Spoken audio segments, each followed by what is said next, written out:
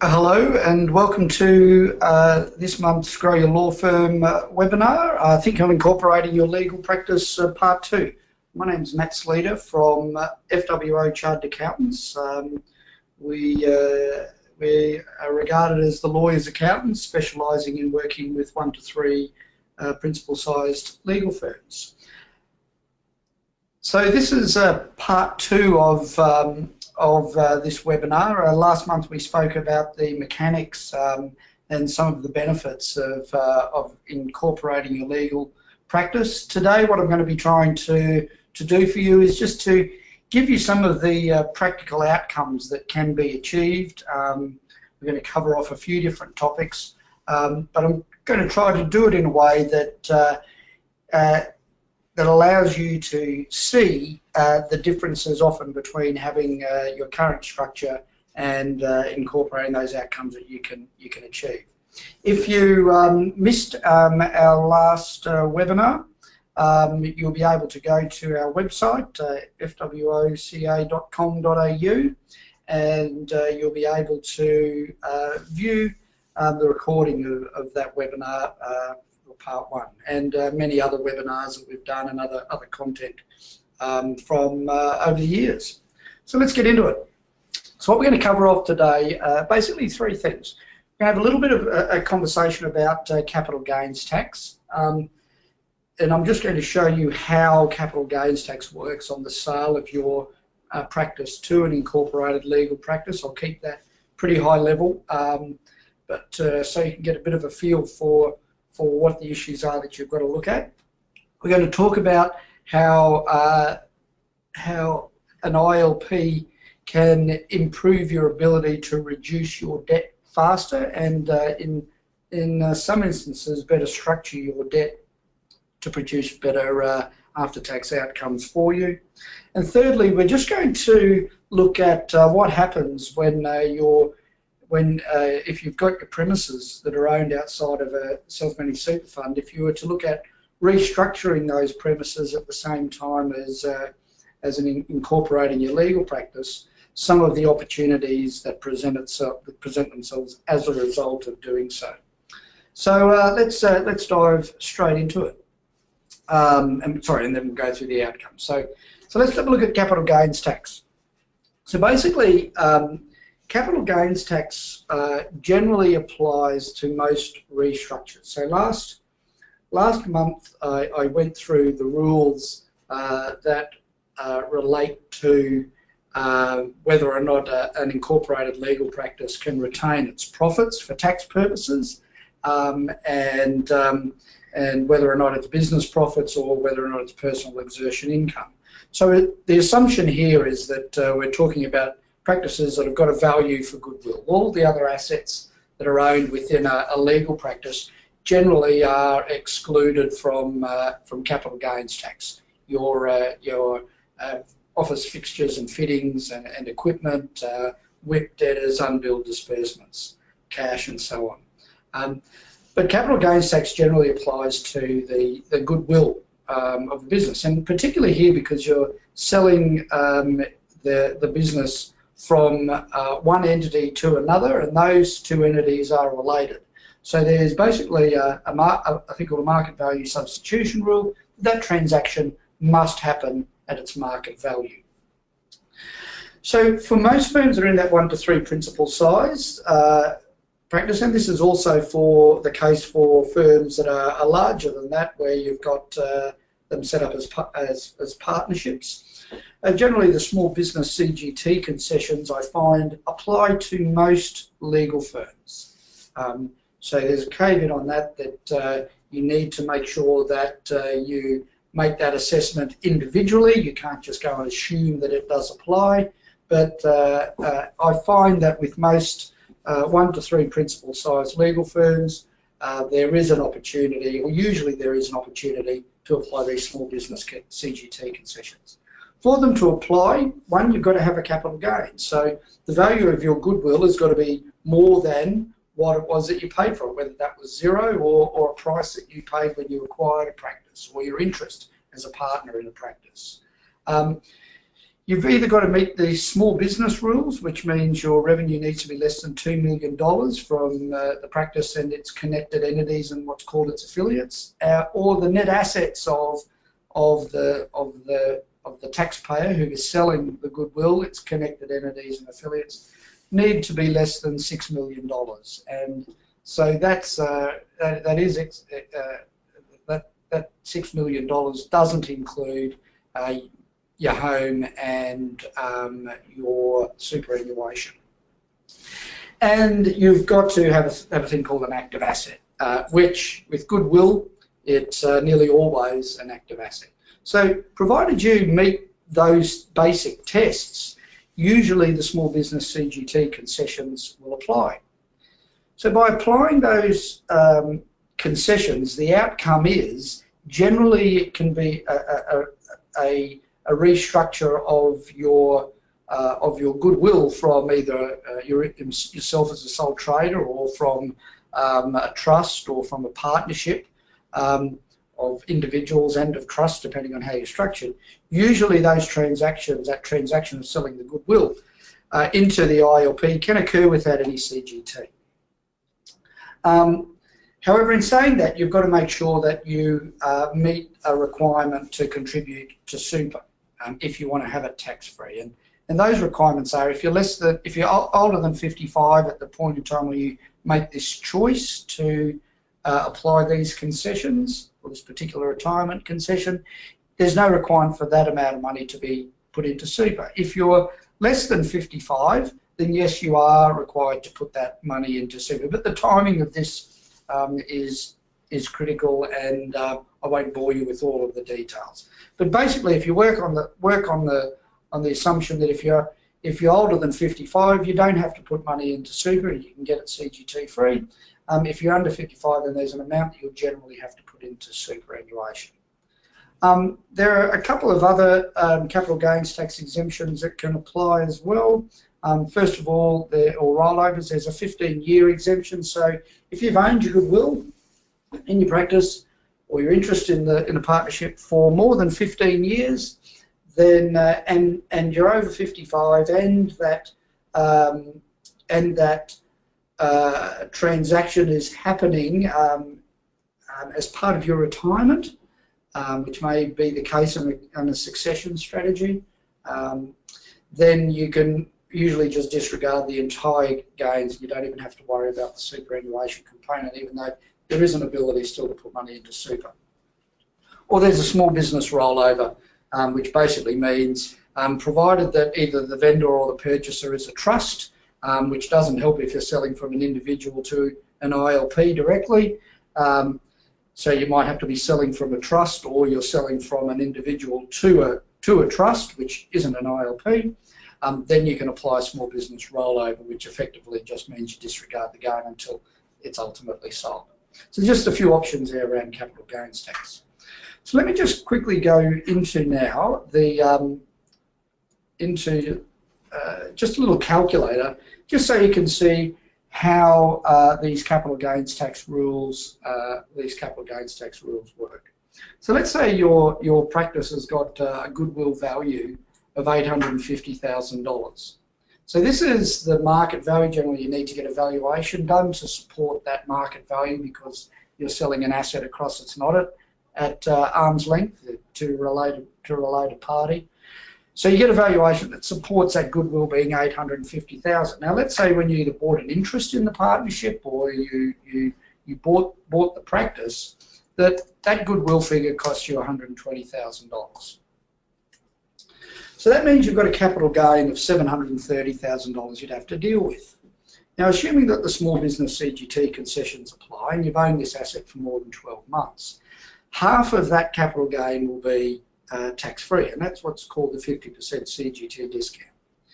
Then from there, you start applying the small business concessions. If the small business concessions apply, you'll automatically get a further 50% asset reduction.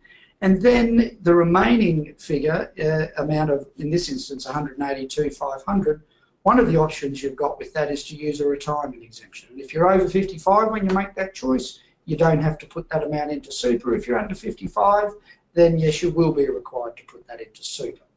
So often one of the things that you need to consider when you are looking at restructuring your ILP is if you're under 55 years of age and you've got a capital gain and you're applying this retirement exemption, you've got to then work out the strategy around how you fund that money into super.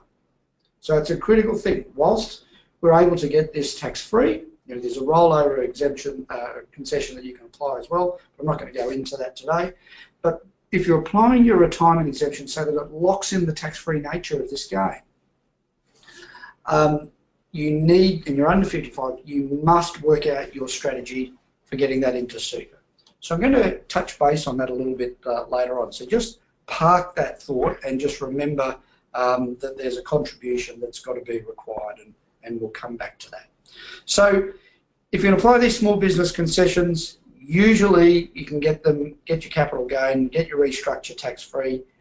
How you fund your retirement exemption, if you're under or if you're over 55 and you still want to put more money into super, you're able to do that, but you've got to think about how you're going to fund it. So that's capital gains tax in a nutshell. Now, I'm just going to finish on capital gains tax here by saying the CGT rules as they relate to the small business concessions are extremely complicated. They are different and they apply differently for every single situation. There are a bunch of variations, there are a bunch of rules that you've got to comply with. There are timing issues, there are process issues. All of these things you need to make sure you strictly comply with to be able to get a capital gain tax-free. If you don't and you restructure and you don't strictly comply with these rules, you can end up paying capital gains tax when you otherwise need not to have. So please, if you're looking at restructuring your ILP, seek some advice from a tax professional. That's what we do. We do a lot of work with clients around the taxation implications and the structuring and tax advice around these small business concessions and restructuring generally. So please do that. So let's now just have a look at the debt reduction strategy. So one great opportunity for legal firms looking to incorporate is to actually develop a strategy where they're able to reduce their debt in a much faster way. Often when we look at restructuring firms, I see firms where they've got chunks of non-deductible debt as well in their personal name, so not firms, but the principals of firms. I see no great strategy around reducing the debt. At some point in time, you've got to clear that debt, but generally it's just too expensive for principals of firms to retire debt. And this is generally why. So to start with, if your debt is in an ILP, it's in a company, and you meet the small business concessions, the small business rules for your practice, then the company tax rate is 27.5%. Now, over the next number of years, that tax rate's reducing down to 25%. So you get that rate as opposed to 30, provided you meet these small business rules. And in more recent times, and for the 2017 year, provided your turnover is less than $10 million, you should meet that rule. So that's the first thing, company tax rate.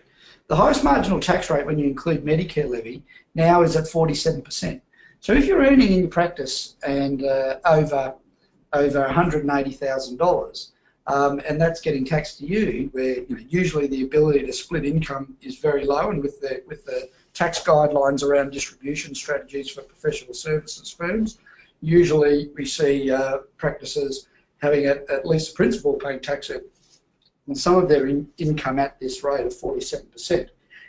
In any event, if you're paying, if you're earning between $87,000 and $180,000 worth of income, your marginal tax rate on that bracket's at 39%. So still significantly more than the company tax rate. So basically, where you've got this difference, you're able to keep more of it because you pay less tax. And what you do with that is the critical. is the critical thing. The impact is by having more after-tax cash flow on earning the same profits, you're able to clear your debt faster. You're able to do a number of things. One of those is to clear your debt faster. So you also have an opportunity when you restructure, in some instances, to convert non-deductible debt to debt. So if we go back to that example, you had a cost base of your practice with 120,000. You still, for the goodwill, you sell that goodwill into a practice for 850,000. Then if you were to fund that, if you were to fund the practice with an $850,000 loan, and you've got some non-deductible debt sitting outside of that, outside the practice on a home loan or a holiday home or something like that, often you're able to pay out that debt, not increase your debt exposure, but convert that debt from non-deductible to deductible debt. And then you can apply, as I said, that extra cash to either debt reductions or dividends or growth. So let me show you some numbers now around how this works. So let's continue on with that example where we've got an ILP where it's buying goodwill for 850,000. And what it chooses to do is it chooses to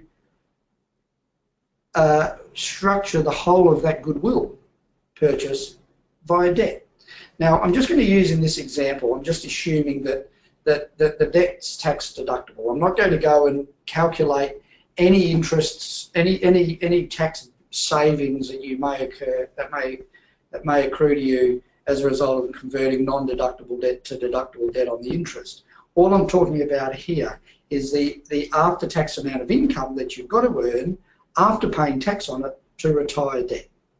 So let's use that example of 47%. So your 180 grand that you're making in your practice, you're going and clearing your personal, you're going and using that money for living expenses and paying credit cards and holidays and whatever. Generally, your debt reduction comes out of the top part of your income earning bracket. So assuming that your marginal tax rate that you're paying is 47%, you have to earn $1.6 million of income before tax, pay the tax on it, 47% over time, to be left with $850,000 worth of after-tax cash to pay debt. Okay, so let me just run through that again. You earn $1.6 million, pay tax at 47%, so after paying the tax, you're left with $850,000 worth of cash to pay the principal off on that debt. If you're in an ILP and you're paying tax at 27.5%, or even let's say you're a larger firm that doesn't meet the small business concessions and you're paying tax at 30% at the moment, you've still got some benefit there, significant benefit there. But if you're paying tax at 27.5%, then the amount of pre-tax income that you need to retire the debt is only $1.17 million. So that's a difference of about, what's that, about $430,000. So on that $1.6 million that you earn, if you then, and you only needed to earn $1.17 million before tax to pay off the $850,000, you got an extra $400-something thousand of extra income that you can apply somewhere. After paying tax on that, you've got an extra post-tax cash flow of $312,000. So if you earn the same $1.6 million over that same period of time, it makes sense that what you're going to be able to do is pay that debt off faster if you choose, because you've got more after-tax cash flow on the same profits. Same profits, $312,000 more. So that's, just from a structuring perspective, a significant advantage of clearing your debt. I see a lot of firms that have got interest-only debt sitting on their balance sheets because it's extremely expensive when you're paying tax at the highest marginal rate to clear that debt. If that debt's in a 27.5% environment, then you're going to have a faster amortization period clearing that debt out from making exactly the same profits. Just makes sense. And as I said, you could choose with that $312,000 to pay out some extra dividends or to invest in growth, or just retire debt, or just hold it in cash even. So let's move on now to if you've got your business premises that are outside of your self-managed superannuation fund, and you use the strategy of restructuring those premises into your self-managed super fund as part of your overall retirement, but also asset protection and incorporation strategy. So I often see this. I often see where premises have been held for a very long period of time, or there wasn't sufficient assets within a superannuation environment to enable the practice to, the super fund to buy the premises initially. So there's been a higher level of gearing required at the front end. But what's happened is that those premises have continued to grow in value, and what I often see is that there is, again, no debt reduction strategies that are on those premises.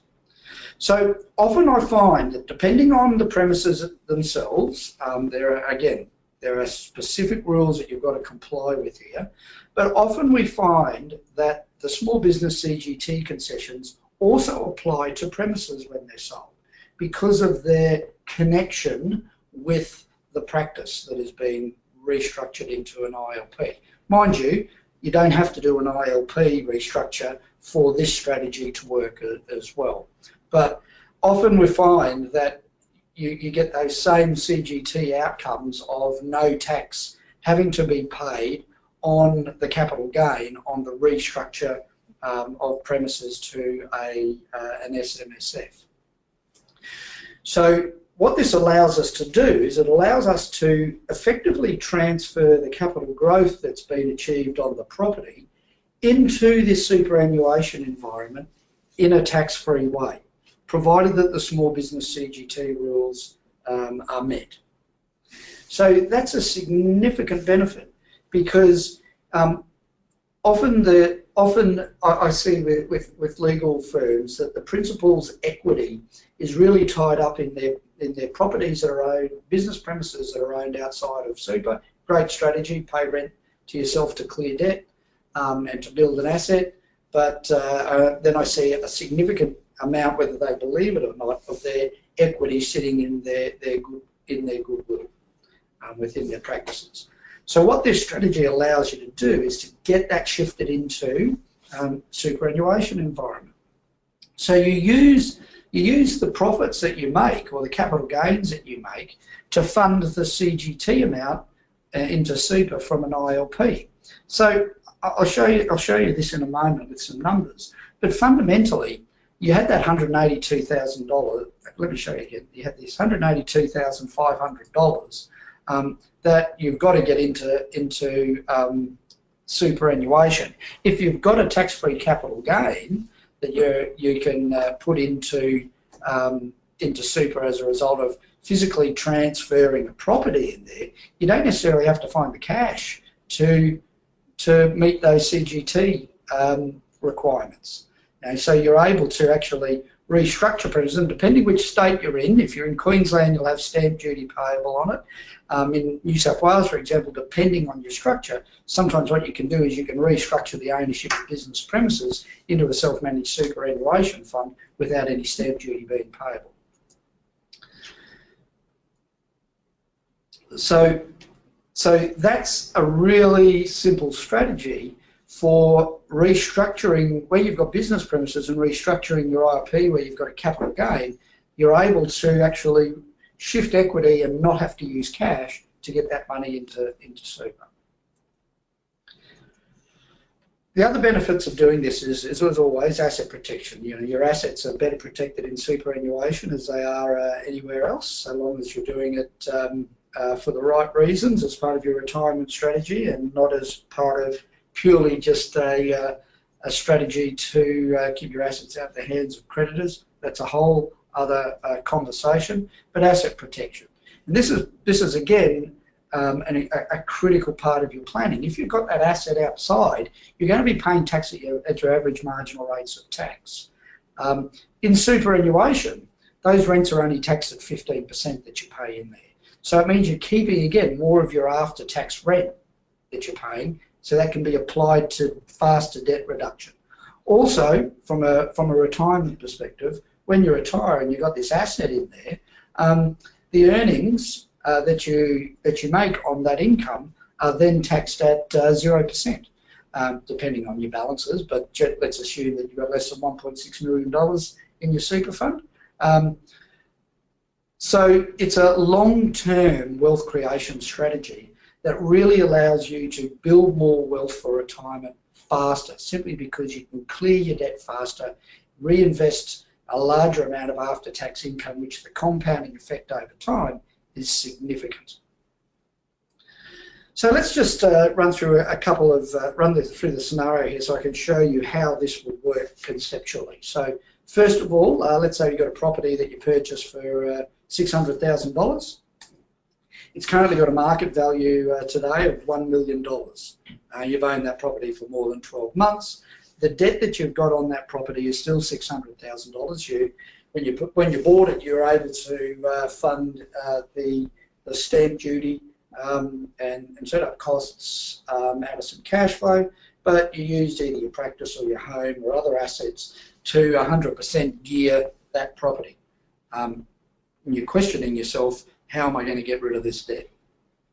And let's say you might have current superannuation that you've accumulated over the years, which may be both yours and your spouse, or individual, or just you individually. You got $350,000 sitting in super.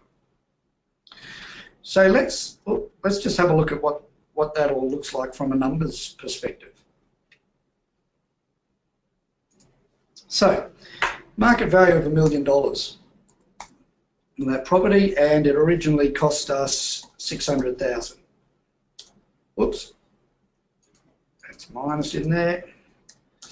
So we've got a capital gain in this instance on this property, and assuming the small business CGT concessions apply, we've got a capital gain of $400,000.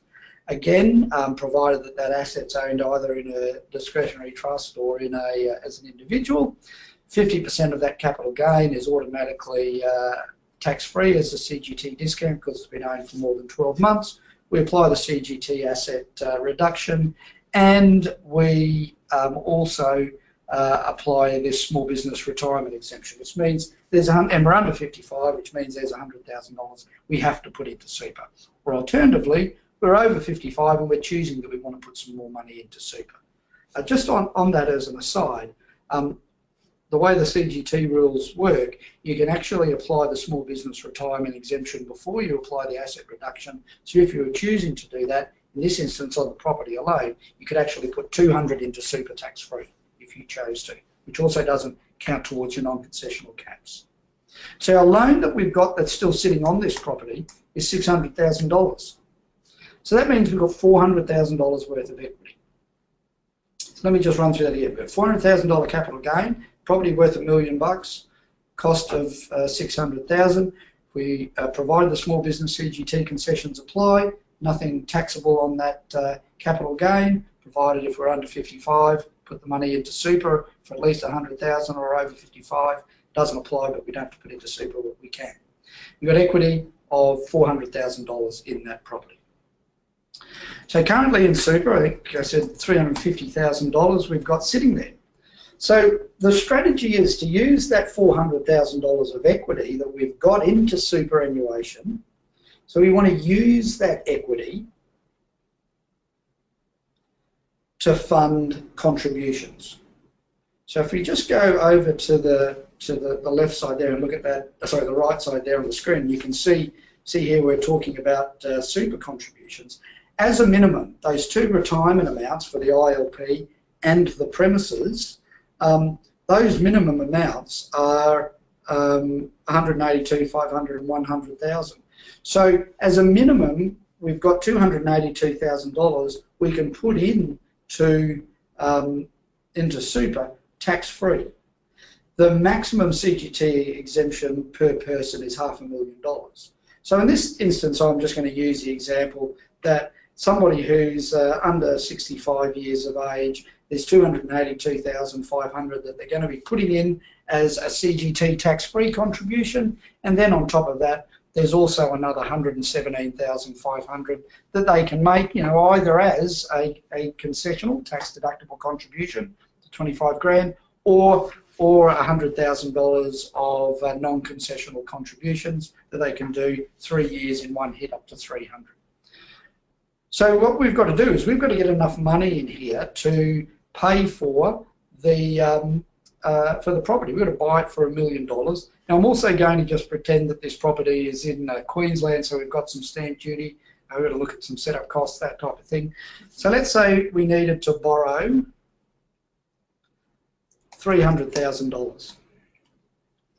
Well, we need to borrow $350,000. Sorry. So what that leaves us with is $1.1 million worth of cash. So either we've got a self-managed super fund, or you've gone through and it's appropriate for you to roll over your existing super into your fund. We've got contributions, which is going to be the equity that comes in from the fund of from the property of 400. We borrow 350. We've got 1.1 million. We buy the property for $1 million. We've got stamp duty and costs. We're left with $50,000 in super. So what this strategy allows you to do, it allows you to get that property into superannuation, use the equity to fund your small business rollover, your small business retirement exemption, so that you don't have to find cash to put into super, and then it allows you to actually reduce debt as well. So previously you had a loan of $600,000 on that property and $350,000 in super. What you're going to be using is that super amount to actually go and reduce your borrowings. So often it's a strategy that allows principals or firms to start getting themselves to more of a debt-free position on their investment assets, because they can utilise some of their super to clear some debt, but then reduce their debt even faster because they're in a lower tax environment and they've got a lower borrowing amount.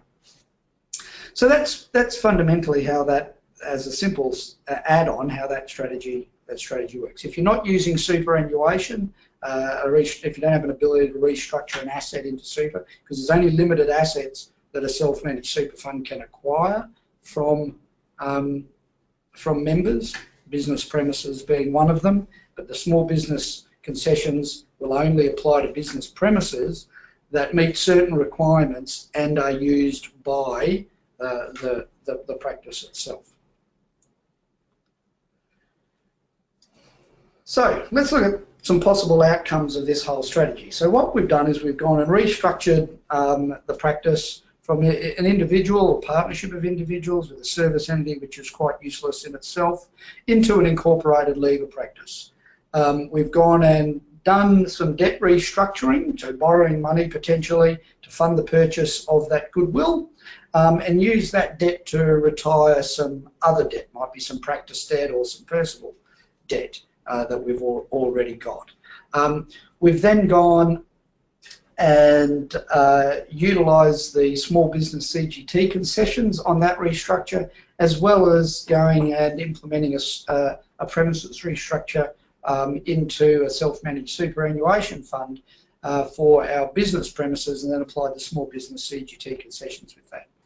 The outcomes that we're going to be able to achieve, therefore, are using the debt from the goodwill to restructure to clear personal existing business debt, and getting that debt into a 27.5% tax environment.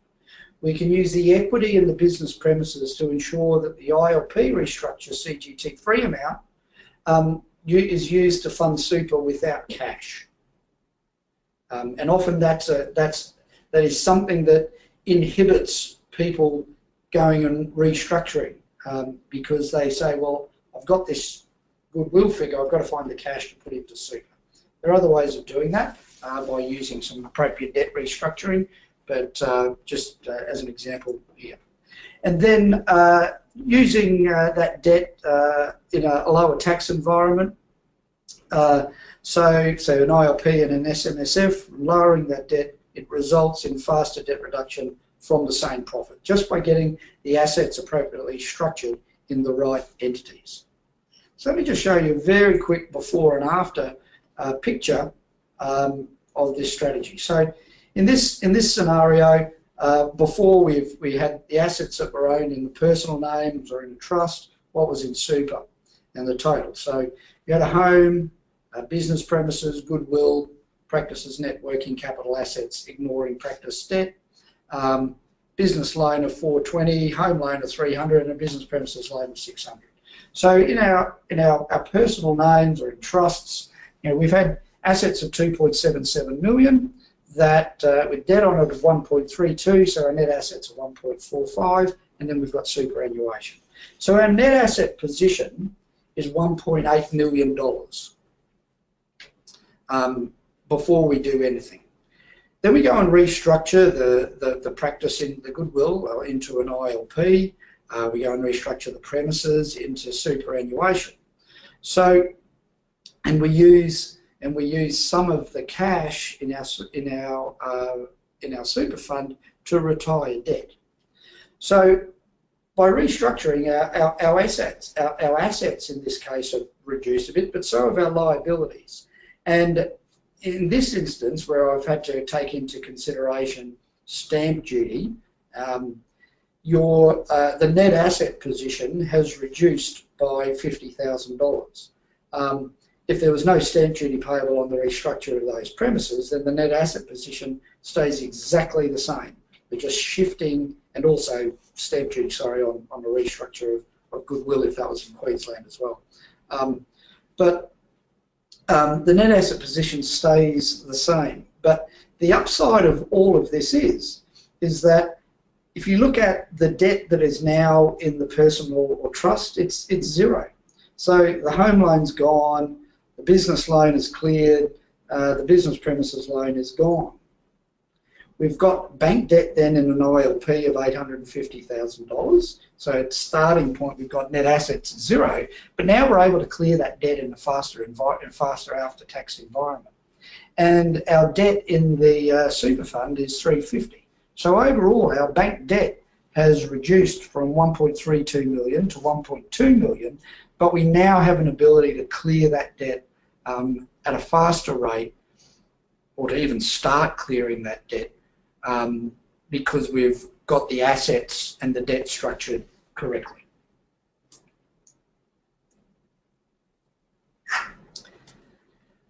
So that basically brings us to the end of our webinar today.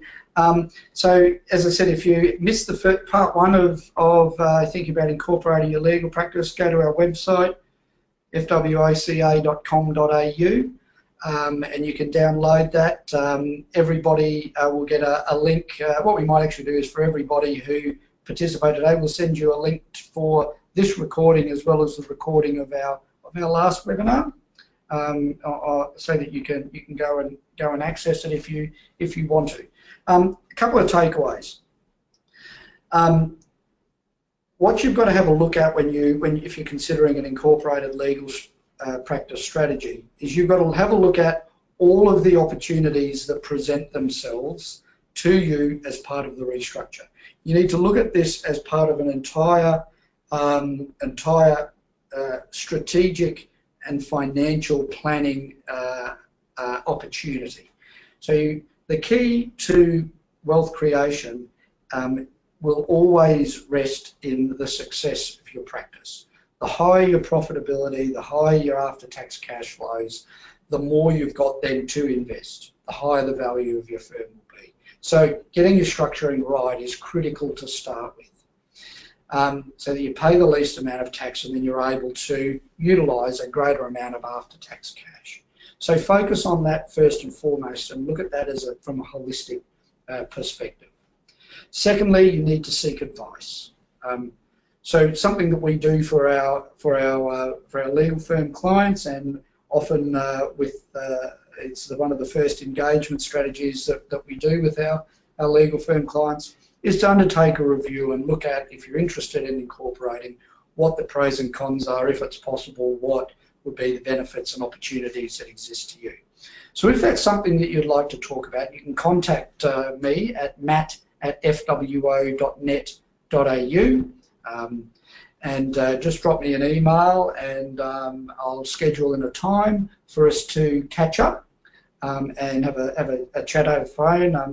I'm based in Brisbane, but I have clients all over the eastern seaboard, Sydney, Melbourne, North Queensland and Central Queensland, and in rural and regional areas as well in all those states. So just drop me a note and I'll schedule in a time when we can have a bit of a chat about your position. Or you can give me a call on 0738 333 999. That will be the last. This is the last of our webinars for this year, for 2017. Everyone's way too busy in December to take some time out for webinars leading into Christmas. So I'd just like to take this opportunity to thank you all for your support with these Greater Law Firm webinars throughout the year. I hope that they've been of some good value for you. We'll be running a series of them again next year, starting with strategies focusing on driving improvements in profitability and cash flow. So please watch out for those invitations. I wish you all a safe and a Merry Christmas. Have a great break, even though it may seem still like a long way away. If you'd like to make contact, please just email me or call me on those numbers and email addresses. So thank you and goodbye.